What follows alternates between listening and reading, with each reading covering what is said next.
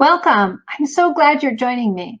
For those of you who are just starting, the Orca Swim Show is a weekly show where I bring both information about how the brain works when embarking on change, especially something that is fearful, and we take it to the lab of the swimming pool. After 30 years of teaching in the pool, it's time to hop out of the water and share how the learning works in and out of the water in the same way. The water is a perfect lab to test the learning process because you get fast and immediate feedback along with very satisfying rewards. When you focus on the needs of the brain-body connection and not just a list of skills, then you can obtain lasting and satisfying results. Our pool is a warm 92. Let's hop in and go from regret and missing out to action and freedom. Welcome back. So glad you're joining me. For those of you who are just starting with me, I'm Cori Myka, owner of Orca Swim School. And this is a weekly show where I bring both technical swim information and information about how the brain works when embarking on change. As I talked about in episode 1, we started 20 years ago with an unused tagline of swim like an intelligent mammal. Because learning anything new, especially something that evokes strong emotions, in order to create results that last, we must take into account how our body and our brain interact. This is true if you want to start or stop a habit like smoking or exercise, or if you want to reach a wildest dream like buying an RV and taking a 6-month road trip, or going snorkeling in the Great Barrier Reef with joy. The water is a perfect place to learn about these connections because you get fast and immediate feedback along with satisfying rewards. When you focus on the needs of your brain and body connection, not just a list of skills, you can obtain lasting and satisfying results. As a quick recap, in episode number 1, we talked about how our beliefs and our biases create our actions. We put this in the lab of the pool to understand how floating works. A common belief is that you must float in order to swim, and that floating looks like this, that it's horizontal to the surface of the water. Both of these are not true, but when you go to the water with this belief, combined with a belief that says you're not able to swim, the results are not positive. Your brain will always want to go towards proving your belief. In episode 2, we looked at what can stop you from taking action, and we looked at common equipment used in swimming. These were together because doing loads of research or spending lots of time and money on equipment can be an activity we do instead of taking meaningful action. We then showed the model for being able to be in action by taking the right next step. Being able to take the next step and continually show up will produce results. Today, we'll be talking about how to take care of yourself and what you actually need versus what you think you need. We will test this out in the lab of the water by going over some of the steps about how to get air. So, I think I need air versus do I actually need air? All right. Let's get started. So air is a very important topic in life and really comes into view when we're talking about swimming because it is only available if we are in control of our bodies. When we are present and in control of our body, then we will not inhale when we go underwater. And when we bring our face out of the water, we'll feel when our face is clear of the water and that this is a good time to breathe in. Because breathing is a vital life force, so high of a vital life force, I don't even think it makes it on the Maslow's hierarchy of needs. It is just a given that we need air. And I can't think of anything that brings up more emotions and strong beliefs than being short of air. When air is threatened, all other concerns fall away. This, of course, is for good reason. So the question remains how to get air without being overwhelmed by emotions and erroneous beliefs, like the erroneous belief that as soon as I put my face in the water, I'm out of air. This is not true, but it feels like it's true. All right, let's hop out of the water for a moment and look at it a different way, at a different area that is also vital and full of emotions and erroneous beliefs. Eating, particularly overeating. At the mere mention of it, do you get a little swamped in emotions with me even bringing up the topic?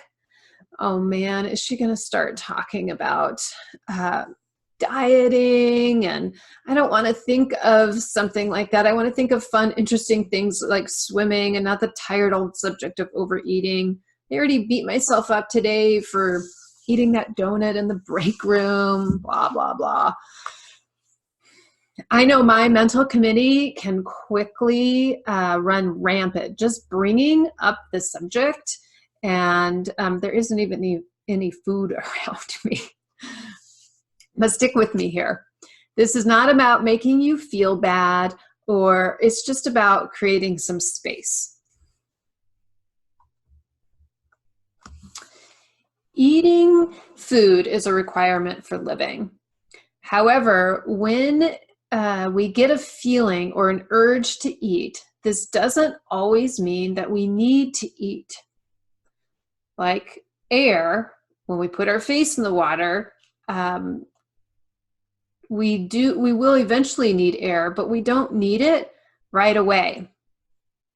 But both of these things, we have difficulty with. Many people have difficulty with overeating. It's not that you don't know this. It has to do with our relationship to the feeling that we get before putting one more scoop of food on our plate, let's say.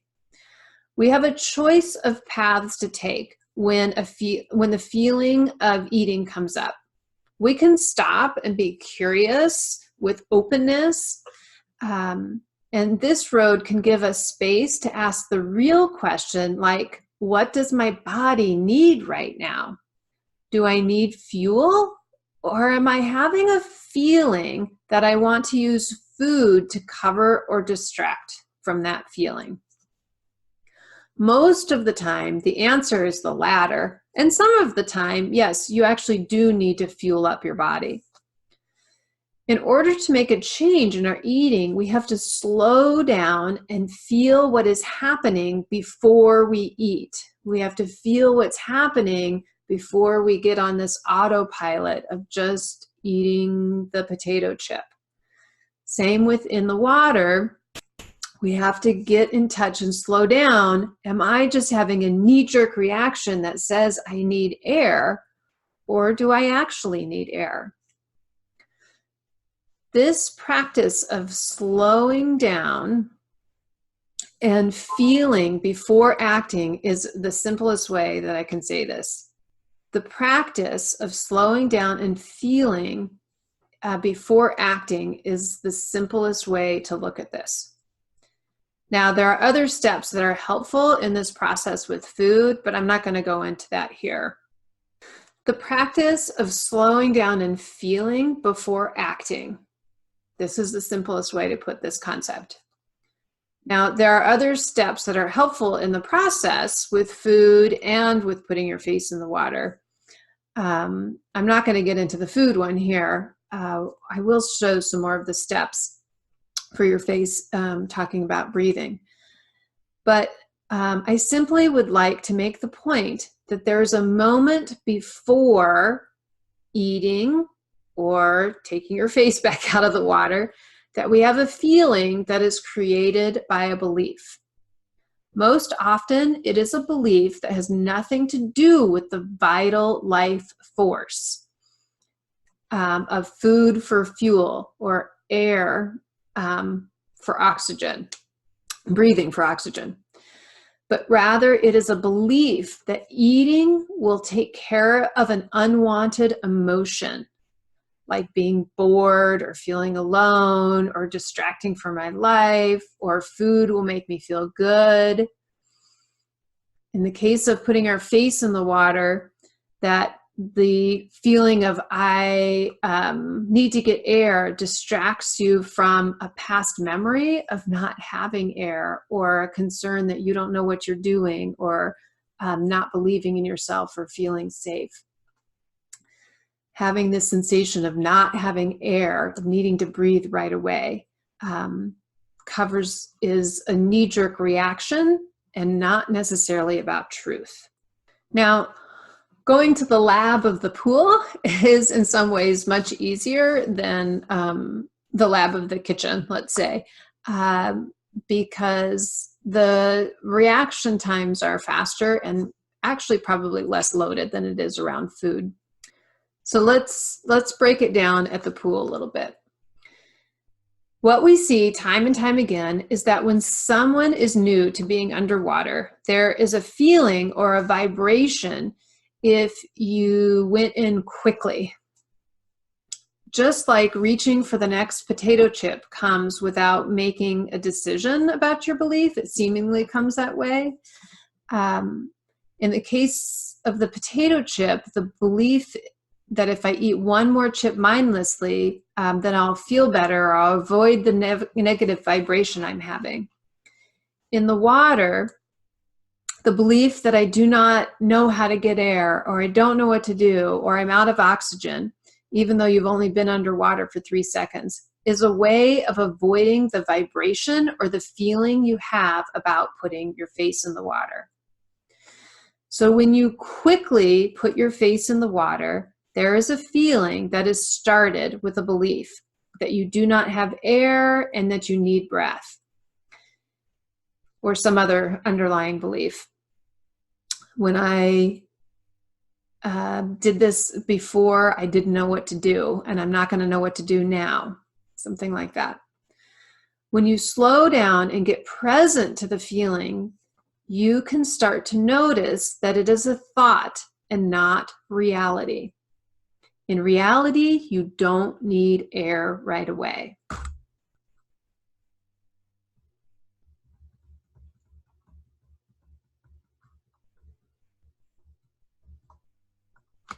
Slowing down so you can feel the sensation and the speed and the belief of saying, I'm out of air, I'm out of air. Noticing this feeling or vibration can give you access to the truth. The truth is, I am going to be out of air. I'm going to be out of air. Okay, now we're getting closer to it. Slowing down even more can start to bring the next truth. I am not out of air right now. I'm not out of air right now. I'm still not out of air. Oh, I'm starting to run low on air. This would be a time to start to come out of it. There's no rush here. Now we are getting into the truth of what is physically happening and not what your brain is making up. Learning how to get air is not about understanding big fancy tricks like moving arms and legs and turning your head on the count of 3. It is about being quiet inside so you can feel what is actually happening. Going slow enough so you can feel there is urgency, not because you need air, but because you are worried about your air. And there is a habit of leaving your physical sensation and letting your brain dictate versus remaining in your body and feeling what is truth. The online swim course walks you through these steps of putting your face in the water in such a way that you can learn to be in control of your breathing. not by some outside force like counting, but by being in tune with what your body actually needs. Outside of the water, practice feeling what your body needs. Before putting food in your mouth, feel if in your belly, see if it's actually rumbling and empty, or if you're having a feeling like being anxious or bored or tired or thirsty. You could notice your breathing. What does it feel like to hold your breath? Observe the difference between the physical sensation of holding versus what your brain is telling you about breathing. We can hold our breath longer physically than we can mentally. Our brain's job is to remember a past situation and apply it to the future. But our bodies are the keepers of what is actually happening in the present. Look to your body for the information to give you more time to move through the emotions that the brain has created. Our bodies are the keepers of what is actually happening in the present. Look to your body for the information. Slow down and give yourself some time to move through the emotions that your brain created by its beliefs. Then you can get down to the root of what you actually need. Your brain will tell you, I'm out of air in 2 seconds. But your body will tell you the truth of that I have air and I can be here. All right, have fun with this and we'll see you next week. Thanks for listening. Are you ready to take some action? 3 ways to the freeway. Subscribe, join a free webinar, get started online where we break down the steps, making them simple, and we support you along the journey. So maybe you'll join us in Hawaii. Jump on over to orcaswimschool.com.